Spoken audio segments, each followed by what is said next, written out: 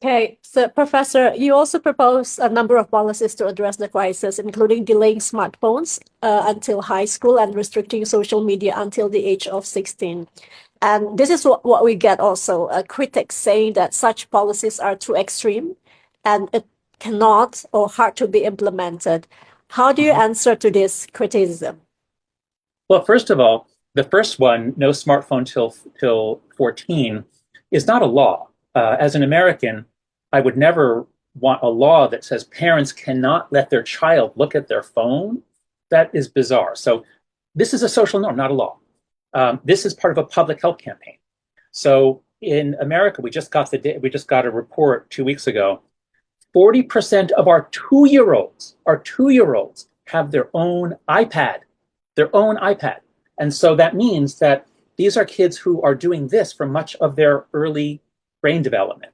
So this is, I can't prove it, but it seems to be extremely damaging. You have to remember a touch screen is not like a television set.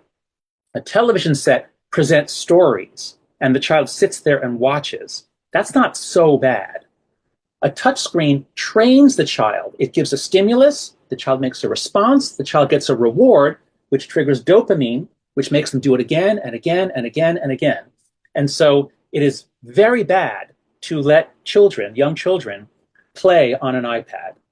I'm not saying this should be a law in Indonesia or anywhere, but it should be a public health campaign.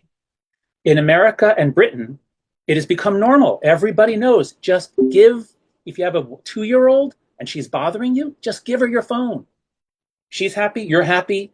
I can do my email, I can cook dinner. So it has become it's a public health threat that we all give our children touchscreens to occupy them. And boy, does it occupy them. And it takes over their childhood and it changes their brains. Oh, and then the second one was raising the age to 16.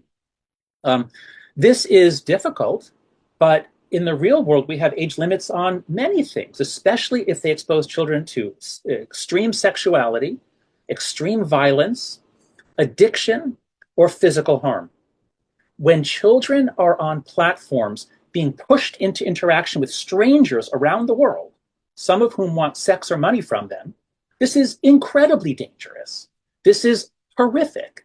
And so we have to start having some age limits on the internet. This is the most important thing you can do in Indonesia is raise the age for opening an account to 16. Because if we establish the principle on this planet that there can be age limits on the internet, if we establish that principle, that is the biggest step we can take. Content moderation, yeah, sure, you should do more of it, but that's a losing battle. Algorithms, yeah, you should probably make those nicer, but that's very hard to do, and they'll get around it. And so really, it's raising the age, and then just having a social norm, a public health campaign. I would urge you to have a public health campaign.